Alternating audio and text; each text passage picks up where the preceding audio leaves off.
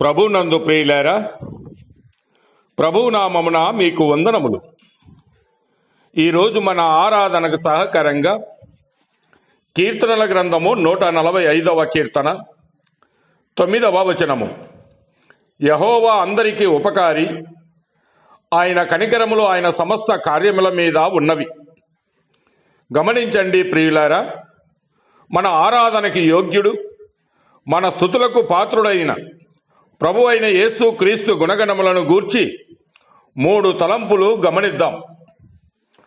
మొదటగా ఆయన ఉపకారి అయిన క్రీస్తుగా కనబడుతూ ఉన్నాడు. యెహోవా అందరికీ ఉపకారి.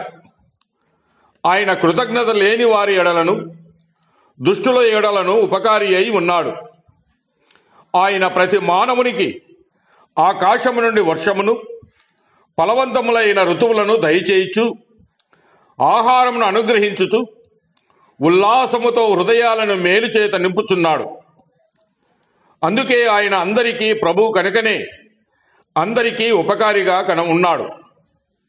అయితే మానవుడు ఉపకారమును మరిచిన వాడుగా ఉన్నాడు.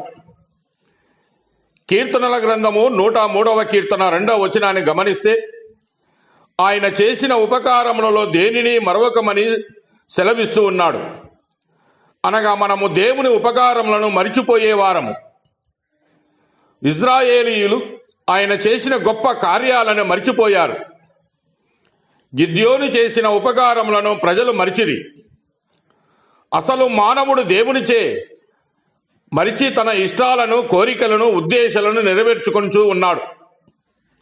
అయితే మూడవదిగా ఉపకారములు చేసినటువంటి క్రీస్తుగా కనబడుతూ ఉన్నాడు. ఎఫెసీలకు రాసిన పత్రిక 2వ అధ్యాయం 6వ వచనాన్ని మనం గమనిస్తే, మనము దేవునికి దూరముగా ఉండగా ఆయనే మొదట మనలను ప్రేమించి మన పాపములకు ప్రాయశ్చిత్తమై ఉండుటకు తన కుమారుణ్ణి పంపెను. ఆయన అందరి కొరకు ప్రాణము పెట్టి, ఆయన మరణించి తిరిగి లేచి రక్షణ అనే ఉపకారాన్ని సమస్త మానవులకు సిద్ధపరిచాడు.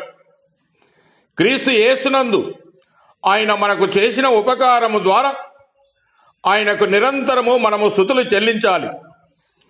ఆయన శిలువ మరణము గొప్ప ఉపకారము. ఇట్టి ఉపకారాన్ని మరవక ఉపకారి అయిన క్రీస్తు ప్రభువుని ఆరాధిద్దాం. దేవుడు మిమ్మల్ని దీవించి ఆశీర్వదించునుగాక.